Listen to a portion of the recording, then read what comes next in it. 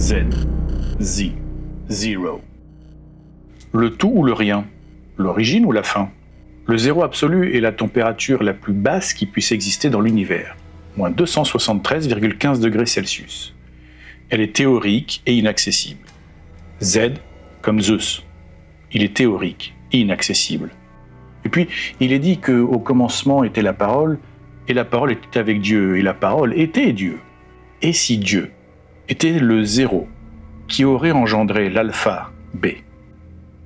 Sur un fond noir absolu, une sphère en verre, pure et lisse, flotte comme suspendue dans le vide. À l'intérieur, de minuscules bulles d'air, chacune reflétant l'ensemble des autres, dessine une infinité de sphères dans la sphère. Ce jeu optique ouvre une mise en abîme vertigineuse. Chaque bulle contient toutes les bulles, comme si l'univers se répliquait à l'infini dans la moindre de ses particules.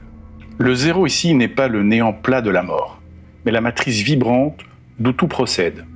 Le photographe joue sur l'ambivalence, le zéro absolu de la physique, point d'immobilité où toute agitation cesse, rencontre le zéro originel de la métaphysique, pure potentialité, antériorité absolue.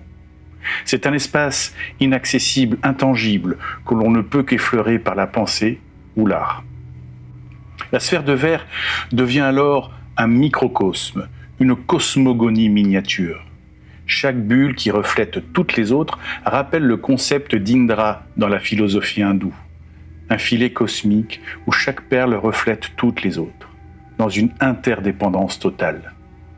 Ce zéro-là est un tout, et ce tout-là contient le rien. En filigrane, la référence biblique « au commencement était la parole » vient introduire un paradoxe fécond. Et si la parole elle-même était née du silence parfait? Si le logos divin avait jailli de ce point nul, ce Z originel, germe de l'alphabet? La forme sphérique devient alors à la fois l'utérus cosmique et le point final, le cycle complet, l'ouroboros enfermé dans une bulle de verre. L'artiste pose d'emblée une barre très haute. Commencer un récit visuel par Z, la fin de l'alphabet, et l'identifier au zéro, c'est refuser la linéarité et nous obliger à penser en boucle. La chronologie humaine est ici inversée, et cette première image nous intime que la fin et le commencement sont une seule et même chose.